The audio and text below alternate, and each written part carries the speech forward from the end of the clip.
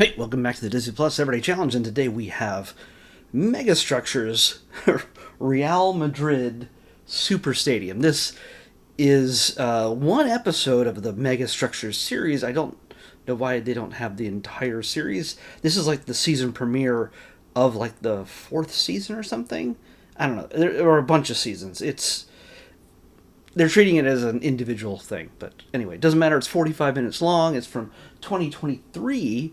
And yeah, it's talking about wanting to update one of the biggest, probably the most popular football clubs stadiums in all the world. This is Madrid, Spain, and it is, yeah, they've got a ton of fans, very devoted, and they needed to upgrade the stadium and to make more room and to facilitate the crowds, but not just football games, but also, and I'm saying football, but it's soccer to us Americans with the silly accents. Not only that, they have to, as most stadiums are, they're used for concerts or conventions in this case, or any number of other things where they can just change things around. But very often it's a matter of manually putting down a layer over top of the grass, the very precious pitch for these games. And well, one of the most amazing things I found out about this stadium, not just the size and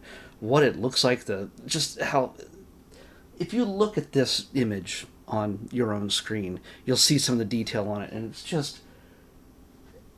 it's breathtaking. For those of you who are like engineering nerds or architecture nerds, this is a work of art, and it's done.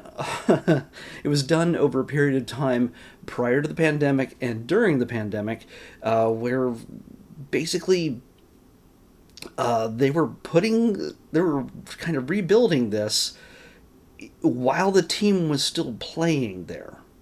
All their home games were still being played, and then they would just stop while those games are being played. And then they'd go back and rebuild it. And what actually helped this was the pandemic. The silver lining to the pandemic, at least for this structure, was that after a little bit of a break, they decided to let the crew back in there, and with no fear of having to make time for the team to play. Well, it did play for a little bit with no crowds. It's yeah, it's that big of a place. But when they finally had the freedom to just do what they needed to do 24 hours a day, just crews coming in and moving things around, dirt, steel, and parts of just this roof, just only moved centimeters per second. It was so slow, so precise. But what I was saying was the most impressive part of this for me was the plans where they show you how they were going to put it together using digital models and things like that.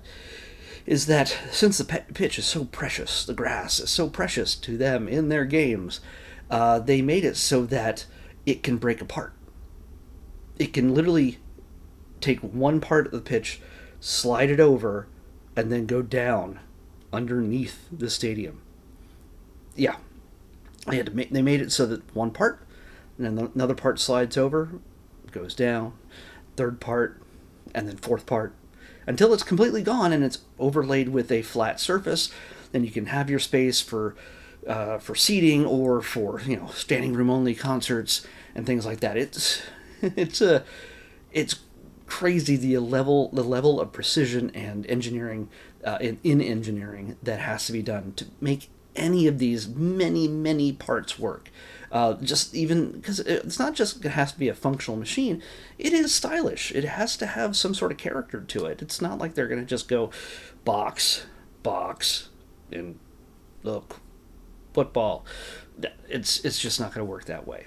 So it's kind of an amazing piece of art and engineering at the same time that it is breathtaking to watch. And all of it is done, by the way, all this is in Spanish, but it has everything has a English overdub or person speaking over top of the Spanish language person, and an English narrator too. So, but yeah, it's all of these people are, for the most part, I can't imagine there's somebody who's not a Real Madrid a fan. So yeah, I think you. I don't think it's allowed to not be a fan in that area of that team.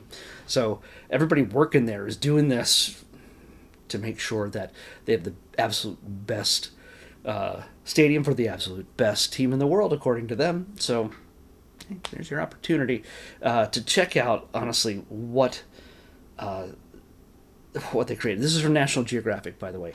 Again, there should be a series related to this, but I don't know. Hey, why are you being so stingy now all of a sudden? Does it not have to do with sharks? Is that why you're not showing it to us? No cougars, no leopards to show us, no lions in the savannah. Come on, you gotta give us more than that. Anyway, let's pick tomorrow's episode.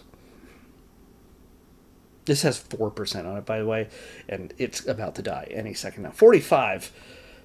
45 is... Please don't die. Please don't die. Come on. Zoom. Before it dies. Oh, jeez. We have so few shorts. We have one movie, one